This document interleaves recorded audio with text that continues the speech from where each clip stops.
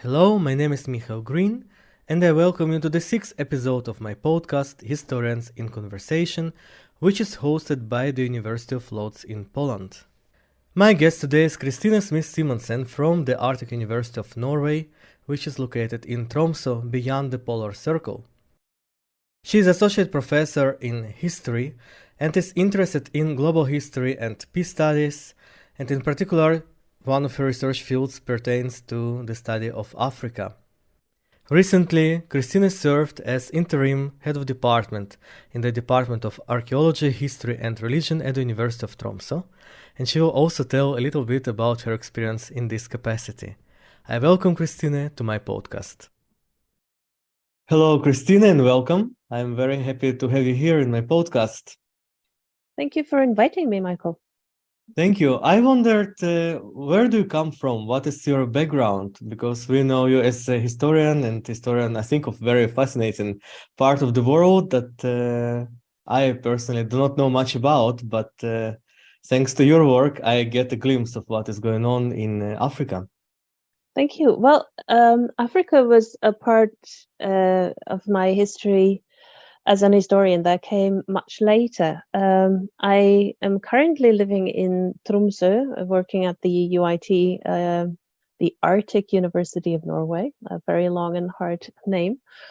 And I've been living here for more than I care to say, most of my adult life. But I come originally from the south of Norway, from Oslo, where I grew up. And it was there as a school child that I come to read a series of books about a small boy, a young boy whose name was Pokomoto, and he was living in the Midwest in the Americas in the 1800s. And it was all about his adventures then at the frontier back then. And somehow it caught my interest, and I started looking more into that part of history, looking into books made predominantly for adults. I was 9 at the time. And then discovered the world of the indigenous populations in that area and their faith and history. And that caught me to such an extent that I was, as then a 10 or 11-year-old, reading and trying to learn the Lakota language. And this was way before internet, mind you. So I had to trawl the libraries to find suitable books, to find out anything and something about the history of these peoples on the Great Plains. It culminated with me reading Dee Brown's Bury My Heart at Wounded Knee, through which I was crying so hard that I had to put the book away. But my interest in the histories of those populations and peoples and everything that went down lingered. And I think at that point, I decided when I grow up, I would be an historian and I would write history concerning indigenous populations in North America. And my dad was appalled, and he's a historian, how are you going to live from being an historian? But What did your parents do? My father's a publisher, and my mom at the time was a writer, and but they are now both retired. So you came from a, well, we could say intellectual milieu. Yeah, there were books in our house. So that is obviously part of the influence, yes. And then when I got as far as university, I was still interested in history, and I moved to Tromsø to take history undergraduate courses. And there, at one point, I was sitting in the cafeteria with one of my colleagues, Randi Rønning Balsvik, who is she's known in Norway at least for being a professor in African history. And she'd been teaching this methodology course, and we had a break and we had a coffee, and then we got into talking. And she said, well, Christina, you've been living in Italy, you speak Italian fluently, you've done Italian at the university level, and when you're done with history, you plan to take undergraduate courses in anthropology. You should write your master's on Italian colonialism. And that was something that had never occurred to me. But I found it intriguing as an idea. At the time, Somalia was not a place you would want to go. This was the early 1990s. There was a war going on, so Somalia was out of question. Libya was also a country that I didn't really know much about, didn't really want to go there either. But Eritrea was already known to me because during the liberation movement, the Eritrean representatives of this movement had been visiting schools all over Norway to gather support for their cause, for the civilian populations trapped in front-controlled areas. So I already knew a little bit about Eritrea. And so I thought, well, I can write about Italian colonialism in Eritrea. This is interesting. And you can use my Italian skills to read archival sources and so forth. So that's how I, by chance and serendipity, ended up with African history as my major focus. But if you look back at your school years, was there anything that could be decisive to develop that interest in history? Because, well, I myself also was very much interested in history books as a child. I loved Dumas, and some of the people with whom some of the historians with whom I talked previously also said that books played an important part, but for others, it was also the environment that somehow pushed them towards history. History was something that my peers would often find very tedious. They hated history classes in school, whereas I loved it. And I think you're right. It's absolutely to do with being fond of reading, and I read a lot. Alexandre Dumas, all his books, we had 24 books covering the Three Musketeers, the Four Musketeers, and the Four Musketeers 20 years after. Yeah. And I had Kusma, is it the English word for the one of those children's diseases that you have, and you're practically have to sit still for 14 days. So what I did was, well, you're ill, but you're not so ill that you have to stay in bed. So I spent 14 days in the chair by the window reading through these 24 books. And what I really loved about it is that it was, of course, a swashbuckling tale of these musketeers, but it was also a lot of French history and British history in those books, and it gave me a view of all the political and social dynamics that went down in the mid 1600s, and then moved on to reading Monte Cristo, also a Dumas book, and fairly long and detailed. There is the original version, which is also set in a historical period, which is very interesting, and it pushed me forward to reading Désirée, which is a book about one of the wives of Bernadotte. But she was then always in the vicinity of Napoleon, and she was his girlfriend in his early years, but ended up as the wife of Bernadotte instead.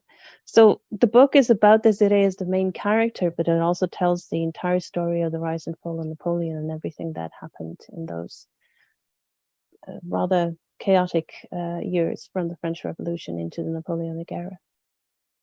You know, my master supervisor now, well, she died 7 years ago, but I remember that she told me that if it wasn't for those students who were in love with Dumas and written all of his books, our department of history back in the day would be completely empty. And listening to you, I just immediately had this flashback of her saying it. And I think that good literature really is engaging and captivating us. Yes, and you can say almost the same thing about good movies that are set in historic times, and if not having the goal of telling the story in historical terms, at least giving a sort of a glimpse of those dynamics and happenings, and it really also can be quite intriguing and sparking an interest in history. And how did you decide actually to go study history? Because well, as a child you had this idea, but when the time came to actually choose a path, why did you decide to study history, and how did you end up in Tromsø? I mean, if you I think you mentioned you lived in Oslo, that would be the more obvious choice. I would say, especially that it's a big university and Oslo is the capital. True. I mean, why I ended up studying history is probably because I am very stubborn. and an absolute geek. So when I had decided to become an historian, that was what I was going to do. No questions asked. And there was nothing happening in between that really rocked that decision. And I did a lot of other things as well and pursued a lot of other interests, but history was what I wanted to do for a living. The reason why I ended up in Tromsø was more by chance again. I wanted to study somewhere else than my own hometown, as most students do. Try something else, try something new, and why not then go to the most extreme version of it, the university in the Arctic, as far away from home as possible within still Norwegian borders. And so I did, and the plan was to stay there for just a year, maybe two. But I loved it so much that I never found any reason to move away and go somewhere else. And as for history in that sense, I remember one time, one of the professors, I met him in the hallway, and he said, you know, Christine, and he was from Oslo himself and only there for a few years. He said, with the grades that you have, why do you do your master's now in Tromsø instead of going to Oslo? You could easily have been submitted to master's program in Oslo. And I was just looking at him and just, I couldn't really understand why he would even ask me, because I knew that at the time, the Department of History in Oslo was reputed for being a very unfriendly place with a lot of personal conflicts, and it wasn't very friendly. Whereas the history department in Tromsø was known for the exact opposite. It was a very friendly place.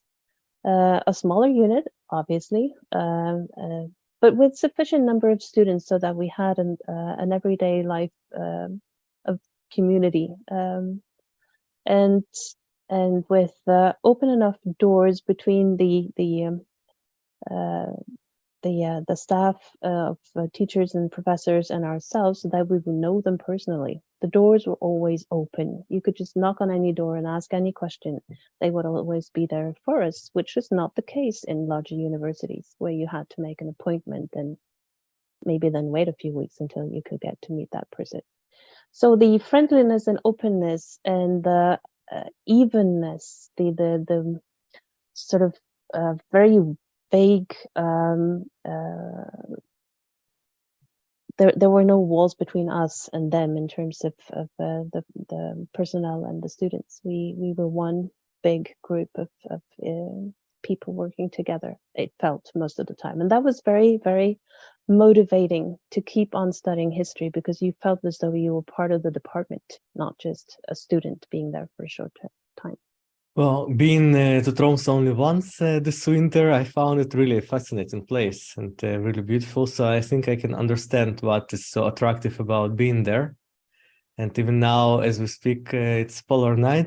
I guess you need to be fond of skiing and outdoors activity when living here, but I am. So, but if even if you're not fond of outdoor activity, there's a lot of nice things you can do even during the dark times. There's a lot of coziness and candles and fireplaces and being with friends as well. So the darkness is not necessarily a problem. It's something that you embrace. You mentioned that you had an advice from one of your professors when you were still a bachelor student about master studies, but you mentioned that you were also thinking about an academic career, so do history for life. But when was the time that you realized that you want to continue into PhD? Because theoretically you could have finished masters and then to, I don't know, either teach history at school or maybe work in some archive or do anything else related to history. But what drove you to choose academic career? Why to do a PhD?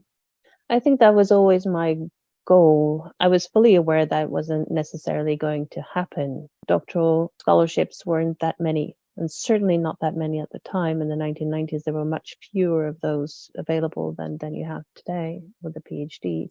So when I finished my master's, I applied for other jobs, and I was for a brief period of time working with organizing this huge international conference, Women's Worlds, where 2,500 women signed up and 1,750 actually came to to Tromsø from all over the world. It was hilarious. But and that had nothing to do with working as an historian, obviously, but it was certainly an eye-opener into the fields of social sciences and humanities that are related. The city of Tromsø was certainly very grateful for you to you for organizing this. Yeah, grateful and a little bit, what is going on? Where do all these women come from? But it was great fun. But then while I was doing this, and it was for about a year, a possibility opened up for getting a scholarship for a doctoral degree. This was before we had PhD programs. And I applied and I got it. So that was luck. But I was always hoping that chance would come, even though I was prepared to work with different things in the meantime. I can't remember a time where I had any other specific goal of pursuing a different career. But I was always hoping that would be an opportunity, and I was lucky to get one. So then I got this scholarship, and having written about Italian colonialism in Eritrea for my master's, I then shifted to write about how Norway was very much involved in the Eritrean liberation movement from the 1950s until and into the 1990s. I think it's fascinating how it is possible to conduct research while being in the most northern part of the world, on a part of the world which is located further down in the south, and still conduct good research, be recognized for that research. And I think that also shows that it doesn't really matter what one chooses to do as long as he or she does it well. It's not a very natural choice to go to Eritrea when you live in northern Norway, obviously. But then again, most sadly, a lot of the history that has been written on Africa has been written by white people from Europe or the Americas. And I'm just, one of those. But being very conscious about that outsider perspective, I always try to be cognizant and aware of that in my work and in my writing. Never pretending to write from another perspective than what I have access to. I think it's a very interesting point when you actually write about something as an outsider and not as an insider, because then you're actually able to spot a lot of things that are not visible when you're within a certain situation. But then, on the other hand, you might be excluded by others who are the insiders, and they don't want anyone from the outside to comment on the situation or come up with ideas that might not really fit within their own worldview. This is very much the case in many instances, and you'll find it very predominant also in the Northern Arctic with the indigenous populations here, the Sami. And the question is still debated. Do you have to be a Sami to write Sami history or anything about Sami issues? Or could you also write about it and have an opinion about it if being an outsider? And of course, that debate doesn't have a solution. I think you need both perspectives, obviously, but who has the right to an opinion? Who has the right to tell the tale? And then you got the fellowship or scholarship for your PhD studies. Could you tell a little bit how it went? How does it go in Norway with PhD studies? We shifted was around 2000 from the Norwegian model in higher education to the international model with bachelor's and master's programs. And also with that shift came a lot more funding of PhD programs and PhD students. So we have a lot more now graduating with PhDs than we did earlier on, which is a good thing predominantly, but also comes with difficulties because not all those PhDs can necessarily continue to pursue a career in higher education. And so I guess we're still in that process of getting our heads around the fact that also other sectors of society benefit from people having a PhD. and so that having a PhD isn't necessarily a pathway into higher education. That change is still ongoing, I think. And how was your own experience of being a PhD student, of being supervised? And I don't know if you would like maybe to tell a little bit about your supervisor. How was the relationship between the two of you? Well, like many others doing their PhDs or doctoral degree, it happened in a time of life where also other things in life come into play. I had 2 children during the time of finishing my PhD, so there was a lot of hands and all over the place. But I managed to pull through, and many people say that it's a lonely process, and it is. And it has to be in a certain sense, at least certain parts of that process. You need to figure it out. You need to do the work yourself. You need to make those choices and be conscious about it. But you're never totally on your own. And one thing is that you have colleagues with whom you can discuss, even though they're writing about a different topic, there's always issues and challenges that are common that you face and that you can discuss. And I had a supervisor who was very, very much on my side and very competent. And being 3 years senior than myself and me being far away from my own family back in Oslo, she was part extra mother, part supervisor.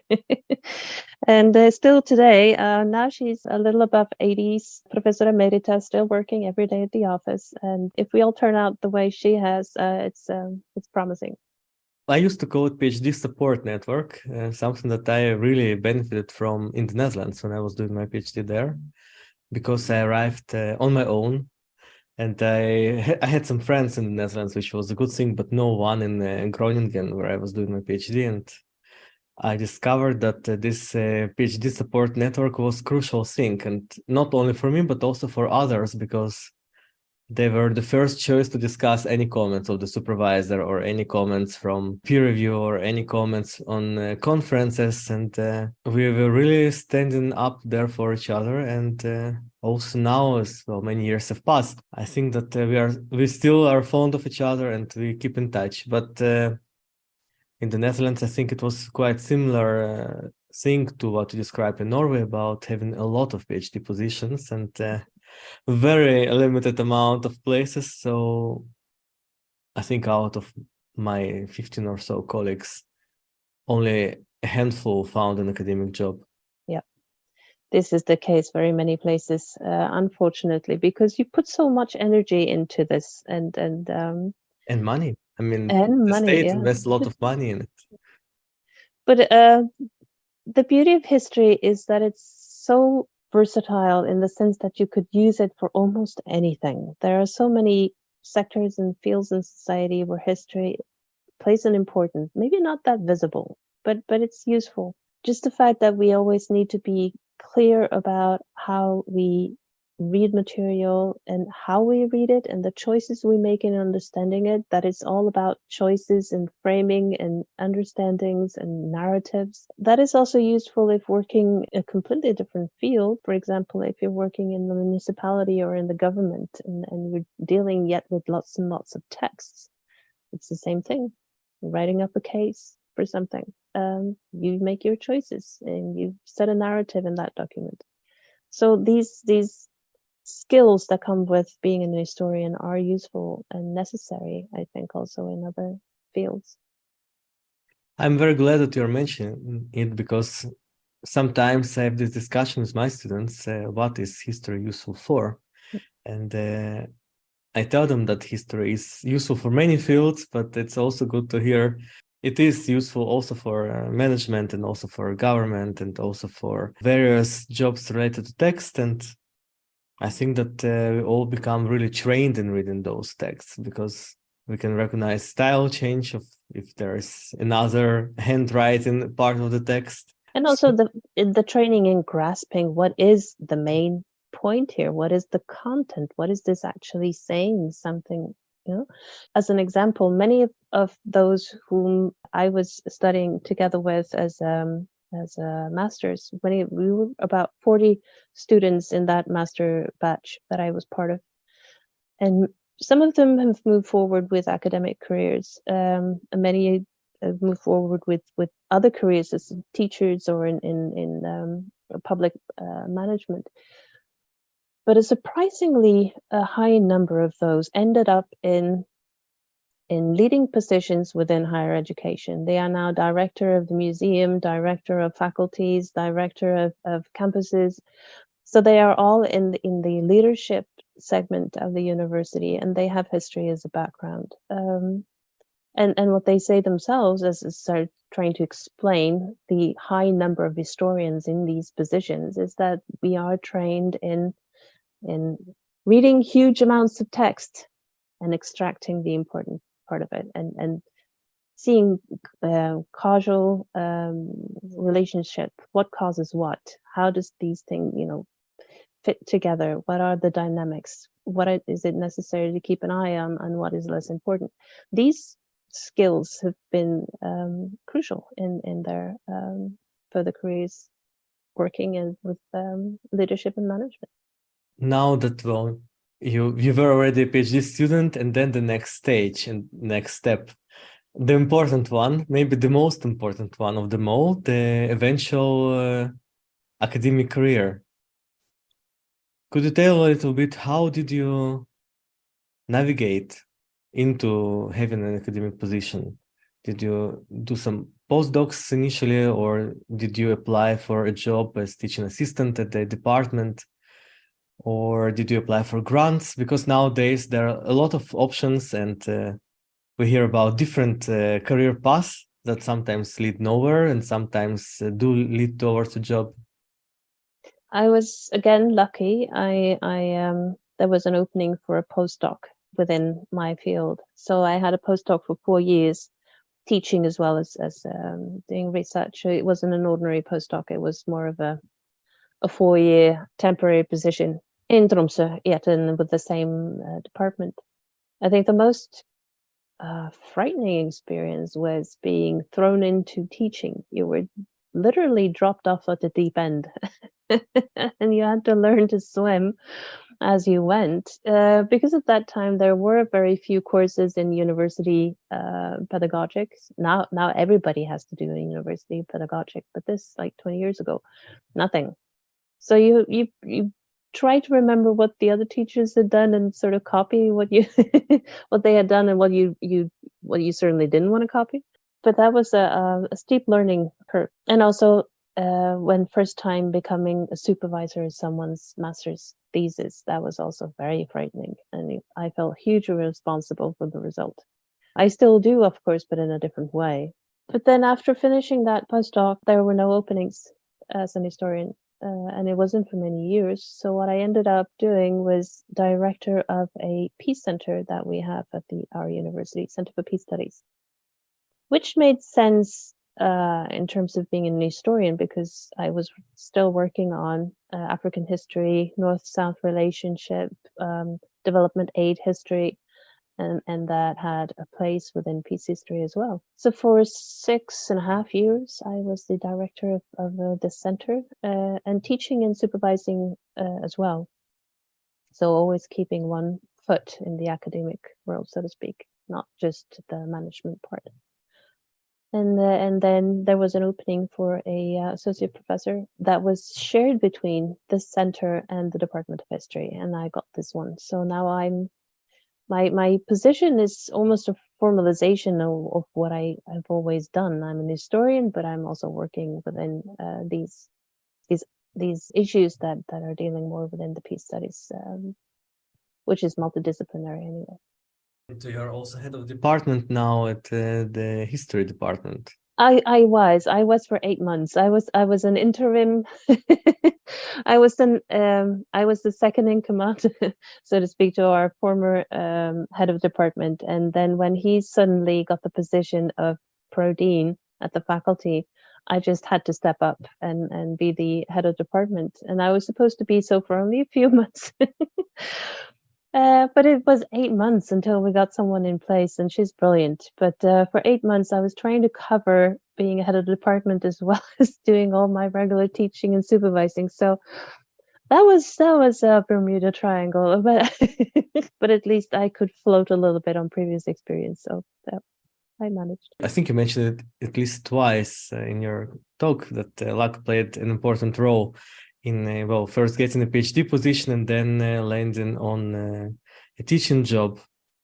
And I also heard from other people with whom I conversed that luck played a major role. But do you think it's really luck, or it was a certain set of skills, a certain network, a certain maybe advice that did enable you, once this opportunity appeared, to actually get it? I think serendipity may be a better word covering, because I know that there are people who are far better than me, far better in doing research, far more productive, far better in making themselves relevant, but there wasn't any position available at the time when they needed it, so they ended up doing something else. So that is why luck or serendipity comes into it, because you could be as brilliant as you can, but if there is no open position, then then what can you do? So yeah, you need to have the necessary skills and the necessary relevance to get those positions, but it's also a matter of being there at the right time when that opening happens. I wonder, what is your aspiration now? Because you achieved pretty much everything that is possible within the career ladder. Well, becoming a professor maybe would be the next step. But besides that, what is your aspiration, if I may ask? I think becoming a professor is certainly the next step. And with the whole university sector becoming what it's becoming now, it's a lot more systems, and we need to pressure our students through as quickly as possible, because that is how that's the fundament of funding. There's a lot more administration, a lot more administrative systems. There's less money, so it's this. Sometimes you can feel kind of suffocated. So if you have an angel on one side and a devil on the other, the devil is whispering in my ear that, make professor, and then you say, thank you, this was nice, bye. But that is the temptation that comes over me every now and then, because I do love what I'm doing, and I don't see myself doing anything else unless I have to.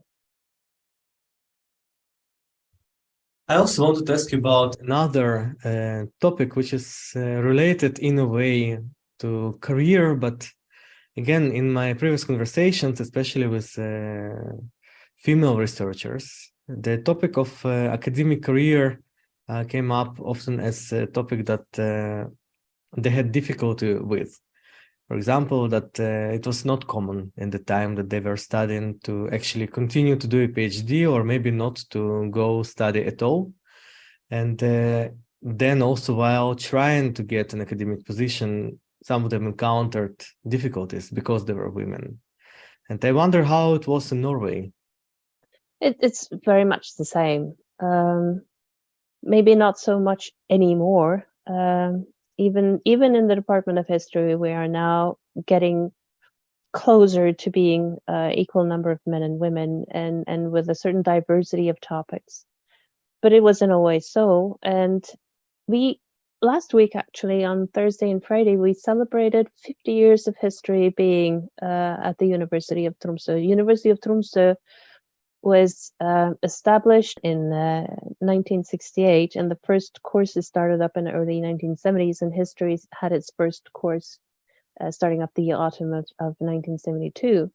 So we celebrated these 50 years, and we even had some of those who were there at the very beginning as students and staff present in the audience. So that was really, really something. As for the women, again, my supervisor is an outstanding person, and she came in 1972. She then had a PhD scholarship or doctoral scholarship for writing a doctoral thesis from Ethiopia. So she'd done her fieldwork in Ethiopia, and then when coming back to Norway, she started up as a teacher and PhD with the very newly opened university in Tromsø. But there was no room for her then with her topic. And of course, it was easier to dismiss her in the 1970s because she was a woman and all the other were men. So she was dismissed on account of being a woman and dismissed on account of being interested in writing a thesis on Ethiopia, because this was the very first and pressing matter for those who came here and started the history department in Tromsø was to write the history of the region, the local history, the northern history, because no one had been, focusing on that before. Everything was centered around the capital in the south. So that was the big project, was to sort of take back the local history and lift it and make it known. And there was no place for her in doing that. And one more thing is that when she did her fieldwork, she wrote about the Haile Selassie students and how they were the bearers of developing democracy, how they were the bearers of the emperor of Ethiopia. Exactly, yeah. So how the students were the ones being the backbone of the revolution and the revolutionary ideologies and pushing for democracy. And in doing so, she couldn't consult archives. I mean, archives in Ethiopia wouldn't have any information, and any archives would have any information about that. So she had to use the pamphlets they issued, illegal newspapers they issued, and talk to them, interviews. Now, oral sources in history was not very common in the 1970s. This is something that has come forth much later. Jan Lansina was a pioneer in the 1960s in using oral sources for African history, and she was there right in the forefront of making this another tool for historians to use. So she had the wrong gender, the wrong topic, and the wrong methods. And so she taught for a few years with a university in Tromsø, and then she moved on to be a history teacher with the high school instead for a few years, and then coming back, getting a professorship when she defended her thesis in she didn't become professor just then, but she got a position in 1981. And then moving on to writing a Norwegian history instead for a few years, and before coming back to Africa as her topic. But we are many women who are sort of standing on her shoulders, because for 20, almost 30 years, she was the only woman with a full-time job with the department. She was the only one dealing with anything outside of European Western history. And she was the only one who had been using that kind of methods. But she stood firm. She didn't yield. She was still there. And now that more have come too, and using these mixed methods and more women and more differentiated and bright topics, she's no longer alone. But we're very happy that she sort of paved the way and showed that this is possible. And I think that most places you would find those pioneers in any which way. I also wonder about something else, not related at all to career, but more about international experience. And you also traveled a lot. And I wonder, how did you, with your field work, how did you manage to combine it with your life? Because you mentioned that you have 2 children, and I assume at the time they were not yet that big. How was it possible to combine academic work in general, and raising kids? It's not really possible to combine, and then I have to admit that most of the groundwork that I've done in terms of fieldwork, staying away for a long period of time, I mean weeks and months, and burying myself in the archives and talking to people, that was before I had my children. And after I had my children, I did field work as well, but I had to break it down to being away for just a short period of time, and preferably to archives not very far away. So 2 weeks here, 3 weeks there, 1 week there, using increasingly there's a possibility of using online sources as well. A lot of archives have been digitalized. So that has been something that I had to take into account ever since. But it's not impossible. It's you just have to do it a different way. But now that they are, and they have been for a while, old enough for me not to have to be there all the time, that opens up new avenues. And a few years ago, I did something that was really inspiring. I set out to do what was the original idea for me becoming an historian in the first place. So it's sort of the ring sort of closing on this project of mine. I got funding for doing a project on the water protector movement in with the Standing Rock protests. The Standing Rock protest, there was a major oil pipeline that was to be laid across the Missouri River, and it was infringing upon the Standing Rock reservation. And there was only a matter of time before that pipeline is going to contaminate the groundwater and the drinking water. So the protest was initiated by the people on the reserves themselves, but it quickly drew on a lot of people and support from other nations, as well as from international organizations. And you would have environment organizations and NGOs, and you even had the huge camp that evolved there. There were thousands of people living there and protesting every day. And part of that camp, there was a Sami campground as well. So it was indigenous peoples and environmentalist activists from all over the world, and also religious groupings also then getting into this, because water is very much related to religious beliefs, or very much in relation to spiritual beliefs. Now, the Standing Rock protest was over at that time, and they were cleaning up the site, but they were still there. And so I took my small backpack with a few necessities, and I left for Billings, Montana, where I rented a car, and I bought all the equipment I needed, including tent and sleeping bag and so, because I needed to go camping. I couldn't pay for accommodation for the entire 3 weeks that I was going to be there, and spent most of my times on reserves, Pine Ridge Reservation and Standing Rock Reservation, and a lot of other places in between.